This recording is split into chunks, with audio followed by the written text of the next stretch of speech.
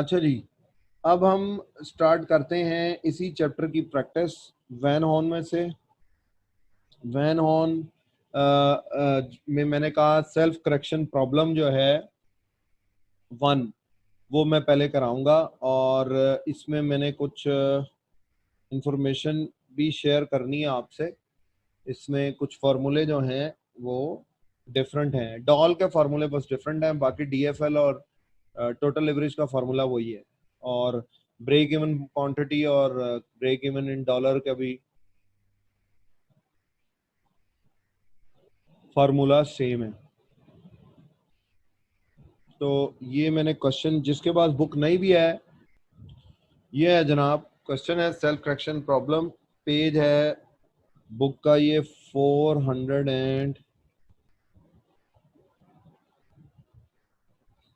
अच्छा जी, ये लेवरेज वाला ही चैप्टर है। उसमें क्वेश्चन सेल्फ करेक्शन प्रॉब्लम 1 है वो, जिसमें कहता है Stalling speciality paint company has fixed operating cost of $3 million a year।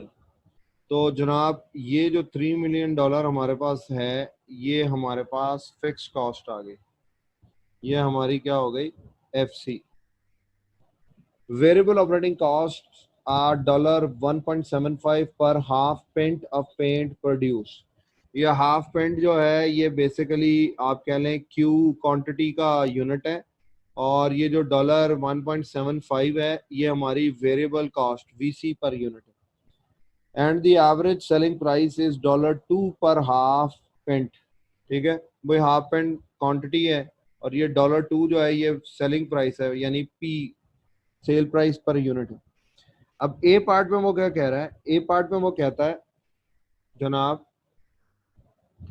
कि what is the annual operating break even point in half pints, यानी कि QBE वो आपसे डिमांड कर रहा है, क्वांटिटी ब्रेक इवन वो आपसे डिमांड कर रहा है, SBE। तो यहाँ पर QBE वही है, क्वांटिटी ब्रेक इवन, और SBE का मतलब है डॉलर ब्रेक इवन पॉइंट्स। ठीक है, इनके जो फॉर्मूले मैंने आपको सिखाए थे वो कुछ यूं था कि ए पार्ट में अगर मैं बात करूं, जो QBE है यानी क्वांटिटी ब्रेक इवन है, उसका फॉर्मूला था जनाब FC divided by P minus VC, और जो SBE लिखा हुआ है यहाँ पर यानी कि डॉलर ब्रेक इवन, उसका फॉर्मूला था FC divided by 1 minus VC over P। ठीक है जनाब जी, शाबाश। ए पार्ट के अंदर ये वैल्यूज पुट करें और मुझे आंसर बताएं कि इन दोनों के आंसर्स क्या आ रहे हैं। अच्छा जी, मोस्टली लोगों का तो पता नहीं, पर काफी सारे लोगों ने मुझे चैट में आंसर लिखा है, और वो ठीक है कि जो QBE का आंसर है यानी क्वांटिटी ब्रेक इवन, वो ये आंसर है जनाब 12 मिलियन यूनिट्स। 12 मिलियन का मतलब है 1,20,00,000 यूनिट्स। ठीक है, और जब डॉलर ब्रेक इवन की बात करते हैं तो $24 मिलियन हमारा आंसर है।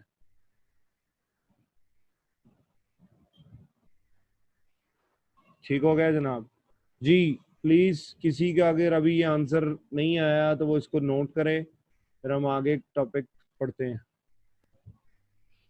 अच्छा जी, बी पार्ट में वो कहता है जनाब कि if variable operating cost decline to $1.68 per half pint, what would happen to the operating break even point. ये काम हमने गेटमैन के शुरू के सवालों में किया था कि कॉस्ट का क्या असर होता है ब्रेक इवन पॉइंट के साथ। तो यहाँ पर भी यही बात है कि उसने कहा है कि जो variable operating cost per unit है वो $1.7 से कम होकर $1.68 अगर हो जाए तो उसका हमारे ब्रेक इवन पॉइंट पे क्या असर होगा। किसी बच्चे को याद हो कि कॉस्ट का ब्रेक इवन के साथ क्या बिहेवियर था।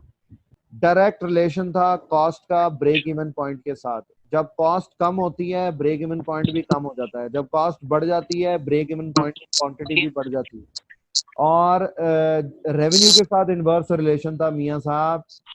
रेवेन्यू के साथ रेवेन्यू बढ़ता है तो ब्रेक इवन पॉइंट यूनिट कम हो जाते हैं। अच्छा जी, अब हम बी पार्ट करते हैं। अच्छा जी, बी पार्ट की मैं बात कर रहा था। बी पार्ट में वो क्या कह रहा है हमें? बी पार्ट में उसने कहा जी वेरिएबल कॉस्ट चेंज हो गई है तो क्यू बी ई फाइंड करना है। ये क्यू बी ई है और यहाँ पर हम लगाएंगे वही फार्मूला एफ सी वाला। तो फिक्स कॉस्ट थी 3 मिलियन। 3 मिलियन का मतलब है 30 लाख। 3 के साथ 6 सिफर। 3 मिलियन 1 2 3, ये 6 zeros डिवाइडेड बाय $2 की पी माइनस वेरिएबल कॉस्ट $1.68।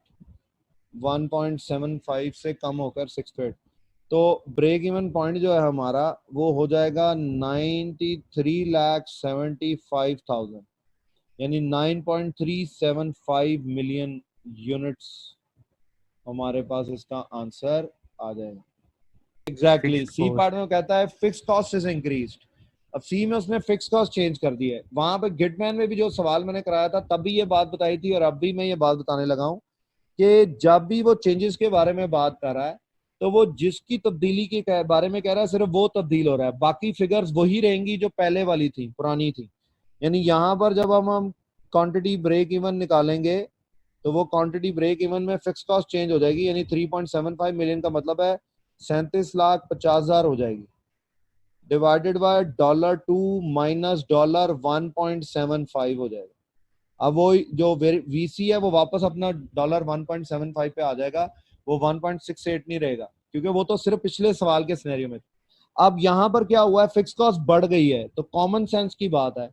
मैंने बताया कि कॉस्ट का डायरेक्ट रिलेशन है ब्रेक इवन पॉइंट के साथ, तो इसका मतलब फिक्स कॉस्ट बढ़ी है तो ब्रेक इवन पॉइंट भी यहाँ बढ़ जाएगा।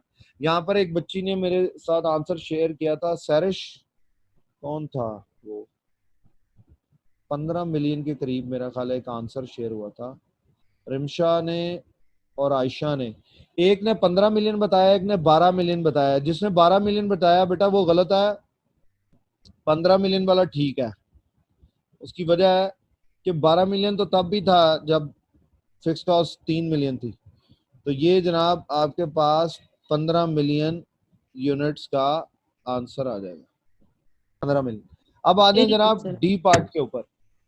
डी पार्ट में वो कहता है compute the degree of operating leverage DOL at the current sales level of 16 million and half pints. अब ये बड़ा इंटरेस्टिंग पॉइंट है, वो इसलिए कि यहां पर सिर्फ क्वांटिटी दी है उसने आपको। आप इससे पहले, ये मैं समझाने के लिए लिख रहा हूं, हम इससे पहले जो फॉर्मूला करते आए हैं डॉल का, वो फॉर्मूला हम यूं करते आए हैं Q into P minus V C divided by Q into P minus V C minus F C fix cost. ये जो फॉर्मूला था ना, ये हम यूज करते आए हैं गिटमैन में। अब वैन ऑन जो है वो हमें इसी डॉल का एक नया फार्मूला सिखाती है। डॉल का फार्मूला वो ये सिखाती है Q divided by Q minus Q B E. अब यहां पर वेयर जो Q है वो आपकी एक्चुअल क्वांटिटी है और जो क्यू बी ई है वो आपकी ब्रेक इवन क्वांटिटी है।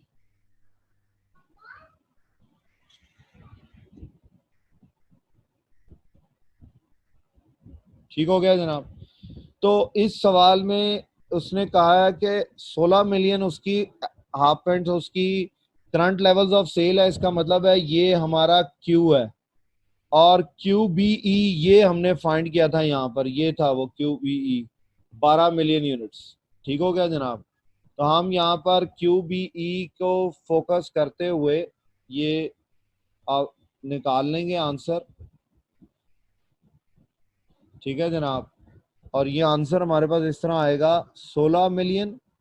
16 मिलियन का मतलब है 1 करोड़ 60 लाख डिवाइडेड बाय 1 करोड़ 60 लाख यानी क्यू माइनस 1,20,00,000 यानी QBE। तो ये आपके पास आ जाएगा, डायरेक्ट आंसर बताता हूं मैं तुम लोगों को, 4 आना चाहिए आंसर। 16 मिनट डिवाइडेड बाय 4, ये 4 आएगा आंसर। 4 4 yes sir. जी, शाबाश, ये टैली हो गया। 4 डिग्री ऑफ जी ऑपरेटिंग सर लिमिट। 4 ही है। ठीक हो गया। इसका मतलब ये है कि 4 टाइम्स ज्यादा चेंज आएगा ऑपरेटिंग प्रॉफिट में। सेल्स में जब 1% का चेंज आएगा तो ऑपरेटिंग प्रॉफिट में 4 टाइम्स का चेंज आएगा। चलें जी। अच्छा जी, अब देखिएगा ई पार्ट में वो क्या कहता है। ई पार्ट में वो कहता है जनाब, if sales are expected to increase by 15% from the current sales position of 16 million half pint, what would be the resulting percentage change in operating break even point? यानी वो कहता है कि अगर सेल्स में 15% का इजाफा होगा तो ईबीआईटी में कितना इजाफा होगा, ये बताएं। अच्छा, अब देखिएगा जनाब, ई पार्ट में क्या होगा। ई पार्ट में हमारे पास आ गया है, डॉल का एक फार्मूला मैंने आपको बताया था। वो फार्मूला था percentage change in EBIT divided by percentage change in sales. ठीक है। अब वो उसने परसेंटेज चेंज इन सेल्स दे दिया आपको 15%, और डॉल हमने यहाँ पर ये देखो 4 कैलकुलेट किया है। अब वो आपसे पूछ रहा है कि what is the percentage change in EBIT, तो ये निकाल लें। मैं बात कर रहा था कि उसने पूछा है परसेंटेज चेंज इन ईबीआईटी कैसे निकलेगा। E part, if sales are expected to increase by 15% from the current sales position of 16 million half pint, what would be the resulting percentage change in operating. तो मैंने आपको ये formula एक सिखाया हुआ था डॉल का परसेंटेज चेंज वाला, उसके हवाले से परसेंटेज चेंज सेल्स तो दी हुई है उसने 15%, ईबीआईटी हमने परसेंटेज चेंज इन ईबीआईटी अगर हमने फाइंड करनी है तो वो किस तरह निकलेगी। वो इस तरह निकलेगी कि ये जो चीज़ यहाँ पे percentage change in sales divide हो रही है, ये ऊपर जाके डॉल से मल्टीप्लाई हो जाएगी। अच्छा जी, परसेंटेज चेंज इन ईबीआईटी हो जाएगा। तो आप ये जो परसेंटेज चेंज इन सेल्स है इसको मल्टीप्लाई कर लेंगे डॉल के साथ। डॉल हमने कैलकुलेट की हुई है 4, परसेंटेज चेंज इन सेल्स जो है वो हमें उन्होंने सवाल में दे दी है 15%। तो जनाब ये बन जाएगा 4 मल्टीप्लाई बाय 15%, और जिसका आंसर आ जाएगा 60%। तो ये जनाब हमारा आंसर होगा। अब ये वही इंटरप्रिटेशन है जो मैंने आपको डॉल की दफ़ा बताई थी यहाँ पर 4 टाइम्स की। इसका मतलब ये है कि हमें पता है कि सेल 15% से तब्दील हो रही है और हमारी डिग्री ऑफ अपडेबिलिटी 4 टाइम्स है। तो इसका मतलब है कि हर 1% सेल की तब्दीली के बदले ईबीआईटी में 4% का चेंज आएगा। तो जब सेल्स में 15% इंक्रीज आ रहा है तो ईबीआईटी में 60% का इंक्रीज आ जाएगा। इसका मतलब है जब सिर्फ 15% हमारी सेल बढ़ेगी तो हमारी प्रॉफिटेबिलिटी में 60% का इंक्रीज आ जाएगा। यही रीजन है कि कंपनीज कोशिश करती हैं कि वो लेवरेज अचीव कर लें, यानी उनके बिजनेस के अंदर लेवरेज का एलिमेंट हो। चलें जी, कोई क्वेश्चन है तो वो पूछें, बाकी ये क्लास एंड है, इतनी ही क्लास थी ये, बस यही टॉपिक आज मैंने रिवाइज कराना था। बाकी फिर हम फ्लो में इंशाल्लाह ताला कल से एक दो सवाल करके इसको करते जाएंगे। ये भी खत्म हो जाएगा नेक्स्ट 3-4 दिनों में।